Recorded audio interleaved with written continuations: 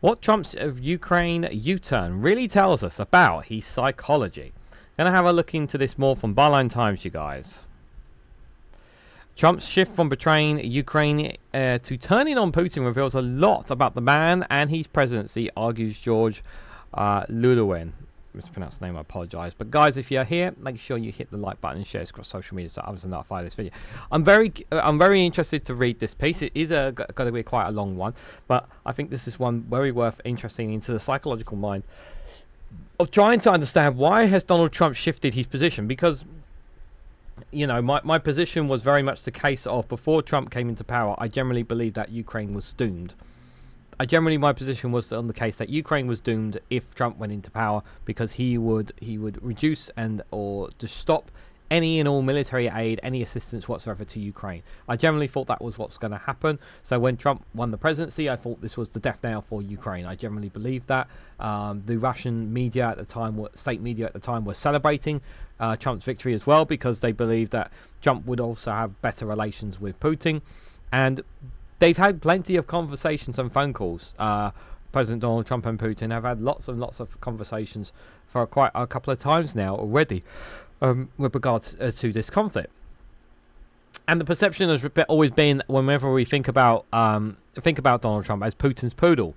You know, not somebody who's willing, to not do anything to upset him. He's always said, he's said in the past that he's always been an admirer of Putin. He obviously wanted to invest in the past. In Trump's history, we know that Donald Trump wanted to invest in Moscow as well, wanted to build his own Trump Towers there as well.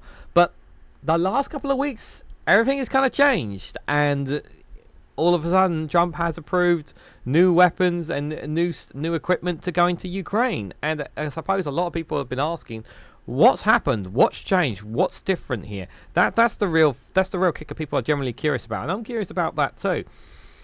And this just shows that perhaps it's not as clear cut as everything seems, and perhaps maybe Donald Trump isn't blackmailed by Putin and Russia, because maybe if he was, surely he wouldn't have taken. He would be still quite staunch on Ukraine, because his tone with Ukraine has clearly changed. But I also think there's another element in all of this as well, which has really played a part, and that is the West, NATO, and the European Union, United Kingdom, and how they've engaged as leaders to Trump in all of this as well. And I think they've handled this very, very well. And I think they've learned. A lot of the world leaders have learned from the first term about how to deal with President Trump, and it is actually benefited Ukraine in this regard. Now, it's also important to point out as well is that still to this point in terms of the conflict in Russia and Ukraine, is that Ukraine still needs to rely on support from America when it comes to missiles, equipment, and whatnot. They still can't get everything from the EU, but the EU are doing everything they can to build up their support for them. So let's read into this, guys. I'm generally curious. So, while Donald Trump's second term has been anything but smooth sailing for Ukraine, it has not yet proved unmitigated disaster many in Europe and Kyiv that have been bracing themselves for so far. So far, the reality on the ground has been much more of a complicated saga, but one that reveals a great deal about the pitfalls of America's first philosophy as it engages with actors outside the United States. Despite returning to the White House promising swift peace in Ukraine, Trump has instead faced a revealing test of power and personality, and a complicated game of transatlantic geopolitics. For a better part of the decade, the prevailing assumption about Trump's foreign policy instincts could be concised into a single word: Putin. Since he first announced his intention to run for presidency, Trump has exhibited a particular soft spot for the strongman in Moscow. He has consistently praised Putin's strength, waxed lyrical about the symbolic nature of their leadership, and repeatedly shrugged off accusations of election interference, routinely taken in Russian president's words over the consensus of his own combat intelligence agencies. Yes, there was that famous, in Trump's first term, there was the famous, I believe it was in Helsinki, where Donald Trump and Vladimir Putin had a press conference, and he literally said in front of everyone, including Putin, like, I take Putin's word over our own intelligence agencies, which was the most insane thing you would ever have heard of. The idea that Trump is indeed a Russian asset, if at least an unwitting one, is not altogether without merit. For much of his second term, his administration policies have afforded Russia's breathing space to escalate its war on Ukraine. In the events of recent months, however, have complicated the picture, with Trump's actions over the last few weeks have put paid to the notion that he is Putin's willing accomplice. If he is a puppet, he is now proving to be a rather uncooperative one. And this is what I'm saying. Like, if he is a poodle to Putin, why would he be supporting the enemy? You'd be trying to make concessions and trying to make gains to try and less cooperation with Ukraine, less and less weapons and supplies as well. You'd be wanting to push away from that, wouldn't you? So in essence, Trump's relationship with Ukraine is not about the values or even partnership. It's about leverage. That's the through line of his foreign policy: the pursuit of the deal, contempt for diplomatic traditions, and a ruthless pragmatism where morality is secondary to results. Since returning to his office, he has sought to do whatever he believes he does best: strike a deal. At the beginning of the year, he initiated talks with Putin almost immediately, believing that the fastest route to resolution would be to be found in offering Russia what it wanted most of a Ukrainian government willing to make concessions. In Trump's world, it's a strategy that makes a great deal of sense. If getting a deal or not doing the right thing is the ultimate goal, following Zelensky leading the smaller country with the smaller military, a battered, bruised, and face severe ammunition and manpower shortages, would be the natural party to lead on. This is where the cracks in Trump's approach to geopolitics begin to show. And Zelensky showing willingness to make accommodations for Trump's victory plan, bent but would not break. The scale of Trump's frustration with Zelensky's refusal to roll over was clear for all to see when in February the now infamous press event in the Oval Office devolved into a shouting match in front of the world's media, with Trump and Vance President J.D. Vance doing most if not all of the shouting. Yeah, it was, remember we were covering it at the time, and the outrage and the anger that I felt, and I just felt that I felt after this, I felt like they're going to pull the plug. It's just absolutely despicable, all because, and now you understand more, this is all about the art of the deal. Trump wanted a deal between Russia and Ukraine, and Zelensky was saying, look, we cannot make the concessions that Russia wants, and Trump did not understand that. His position is, you've got to make a deal. If you don't make a deal, we're going to have to do X, Y, and Z.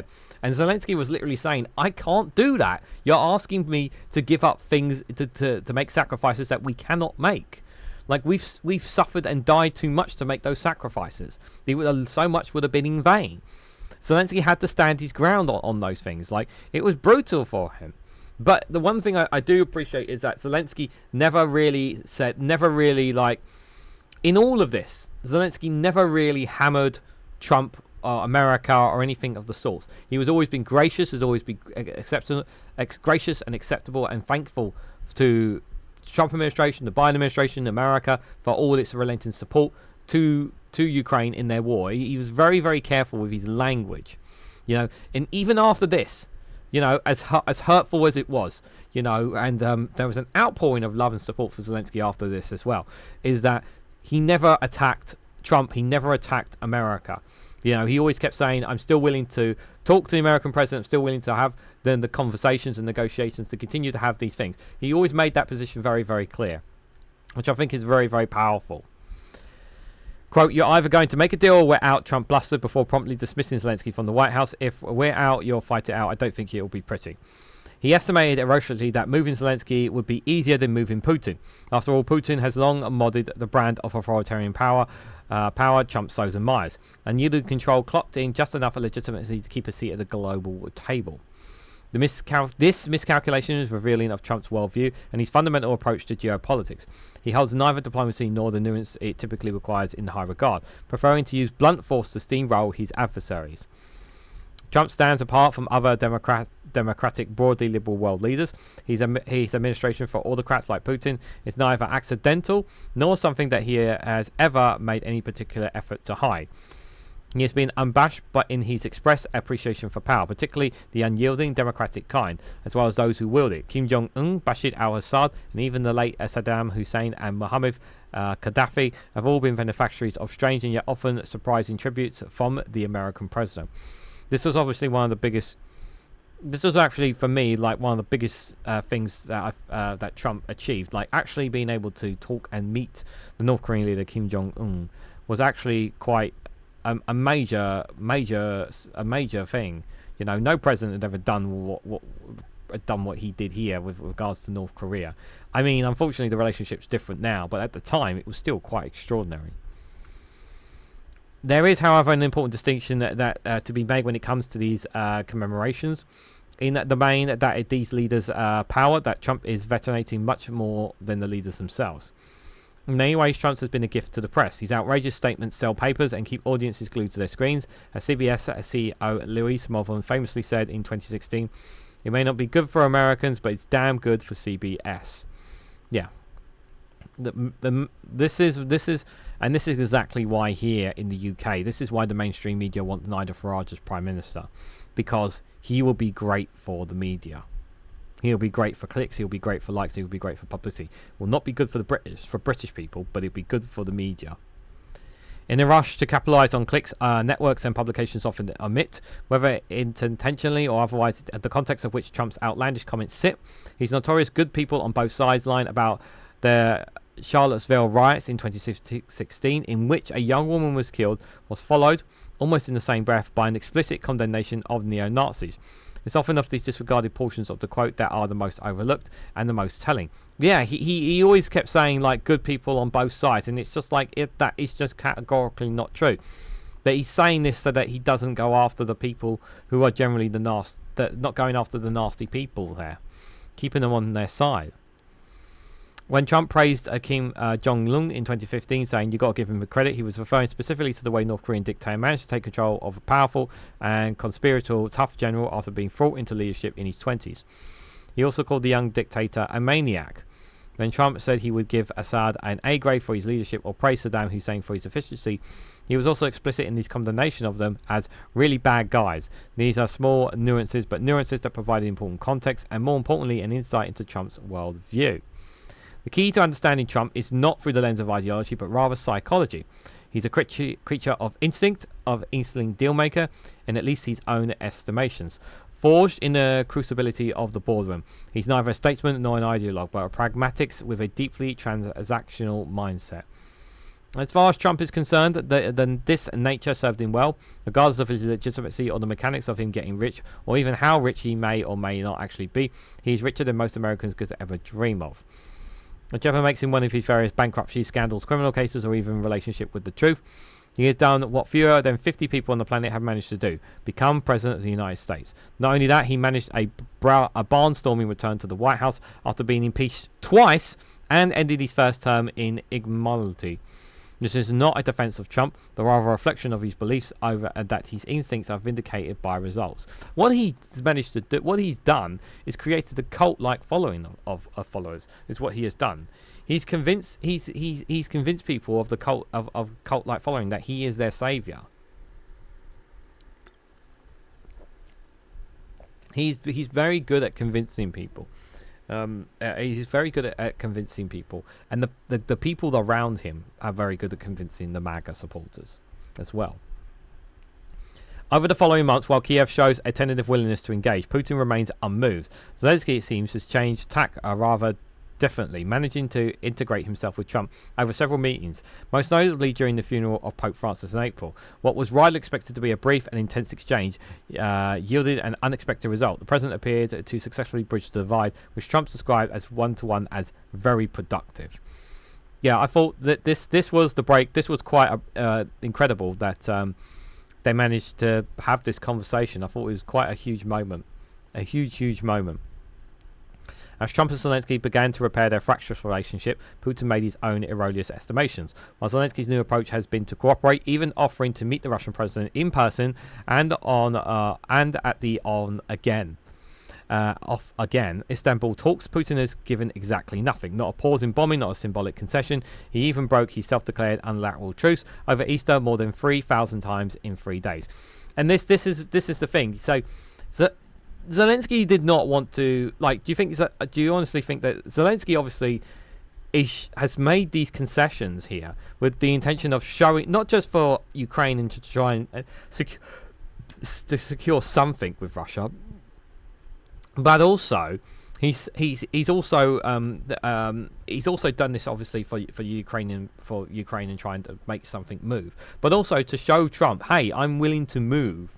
You know, I've showed that I'm willing to move. You're watching Putin here. You're a big fan of Putin. He's not barging at all. He's not doing anything for you. He's not, you know, you're saying that he's not somebody who's giving you anything. I'm showing that I'm willing to move here. And this has gotten into Trump's head because he's like, Trump feels like, okay, I've gotten Zelensky to move. Can you move a little bit anywhere? And Putin has not budged at all. So being a strong negotiator is central to the image Trump works hard to project. And Putin's continued aggression and refusal to engage in meaningful leaves Trump looking weak and ineffective. Little more than an over-eager go in between. It's a significant blow to a man so invested in the appearance of control. Since then, Trump's messaging has undergone a marked shift. These public statements regarding Putin have grown colder, more cautious. False praise has given way to frustrations and ire. Now sounding like a man betrayed, he says Putin has thrown a lot of BS at us, and if you want to know the truth, clarifying, he's very nice all the time, but it turns out to be meaningless. This rapidly evolving rhetoric believes that the deeper pragmatic realignment underway. Last week, Trump overruled his Secretary of State and reversing the Pentagon's unilateral decision to halt a shipment of Patriot missiles heading for Ukraine at the Polish border. He is rejoining NATO's fold, agreeing to send billions of weapons to Ukraine via sales to the alliance, including long-range TARDIS missiles. It's a dramatic about-turn, given the apparent hostilities between Washington and Kiev only 5 months ago. And also, as well, we have to also remember this as well. The Trump administration denied this as well in terms of conversations, but apparently he had asked if Ukraine could strike Moscow. Like he has asked Ukraine to strike Moscow because and even Leningrad as well, like because he wants to hurt Putin, he wants to hurt Russia, and basically saying you need to come to the table. And he wants to force Russia's hand in some way, shape, or form. That's what Trump wants to do. So he's kind of like, he's really mad at Putin for not moving any positions on this. So he's trying to use Ukraine to force Russia to change its position in some way, shape, or form. At the moment, that's not happening. So as Zelensky begins to play Trump's game, Putin refuses to follow the plan, and in Trump's eyes, it isn't just obscenity, it's an insult. It appears he is waking up to what other world leaders have known about Putin for a long time, even if it has done little of consequences to address it. He does not negotiate, he stalls and unfolds, while all the while chipping away at his own goals in Ukraine, which includes neither peace nor a deal. And meanwhile, Ukraine has endeavoured to forge ahead, developing drone technologies that lessens its reliance on inconsistent partners. Trump's rapidly evolving policy on Ukraine should not be mistaken for a wholesale abdomation of his instincts or a turn towards liberal infantilization. He remains deeply suspicious of entanglements, allergic to conventional diplomacy, and sympathetic to strength when it supports his goals. Yeah, let's be clear about this. He's not a Ukraine supervisor in any way, shape, or form. Sympathetic to Ukrainian people and what's happening. This is all about him gaining power and gaining money, and this is what this is all about, an influence. And the deal. He wants to be seen as a deal maker. He wants to be seen as the guy that ends conflicts, that makes the difference. You know, if he can stop wars and whatnot, he wants to take credit for it. You know, what happened with, like, for instance, there was that incident in Kashmir between India and Pakistan, and Trump tried to take credit for what happened there, where Trump actually he tried to take credit on Truth Social, saying that I'm the reason that the fighting stopped between Pakistan and India after that devastating terrorist attack on the Indian people in the specific province of Kashmir. And Trump tried to take credit for it, and he wasn't any part of this at all, but he tried to claim to take credit of it as well. This is why also there was also another thing as well. You'll remember, I don't know how many of you guys remember, but there was also when Iran and Israel, when he was trying to set up the ceasefire, when he was setting up the ceasefire agreement there, he got mad at Israel and Benjamin Netanyahu for not sticking to the plan, for not sticking to the ceasefire agreement initially. He showed real anger and frustration at Israel for not sticking to the deal straight away after. And then after that, obviously, they did stick to it. So he's not afraid to kind of like... So Netanyahu has learnt to play the game a little bit there as well, even though we absolutely despise is the Israeli government and Netanyahu for what they're doing at the moment. Error of the pragmatics, his foreign policy realignment is simply a reflection of his overarching goal to negotiate a deal that ends the conflict. His fractious relationship with Putin has exposed that his admiration is always conditional. It was contagion on the results. So returning to office, he has sought to manage Putin. The first managing Ukraine, now he appears to have calculated supporting Ukraine is the more effective way to manage Putin. in this strategic U-turn that affords a deeper glimpse inside Trump's world of view. NATO, the European Union, Ukraine, and even Russia, all pieces to be leveraged or learned on in pursuit of a deal.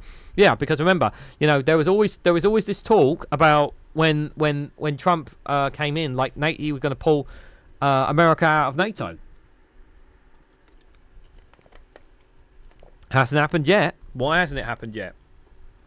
Still hasn't happened. That's because they've obviously been able to coax Trump into deals and talk to him and give him curry favors that have given him a reason not to pull out of NATO.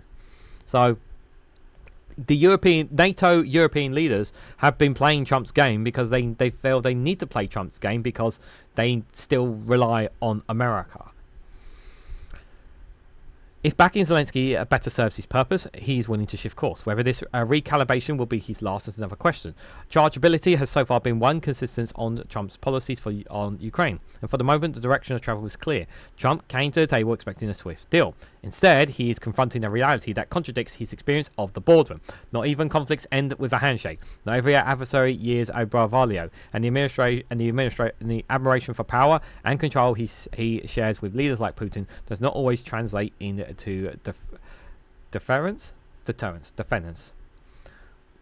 Couldn't say that last word for some reason, but still, I thought this is a great piece. Very fascinating piece. Really try to help me. I do feel like I better understand a bit more the psychology of Donald Trump and why he is doing what he's doing based on this piece. I thought it was a very, very good piece here. It really does make you think about why he does what he does and shifts why he shifts. Because there were so many things that we were expecting to happen when Trump came in, and we're now up to 7 months now, or nearly 7 months or so. Since Trump came into power, became president, and there's a lot of things in terms of the international stage. On terms of the international stage, there's some things that haven't happened that you would have thought have happened that haven't happened. There are obviously the climate change agreement and whatnot. He scrapped that. We were all expecting that anyway. But he hasn't pulled out of NATO.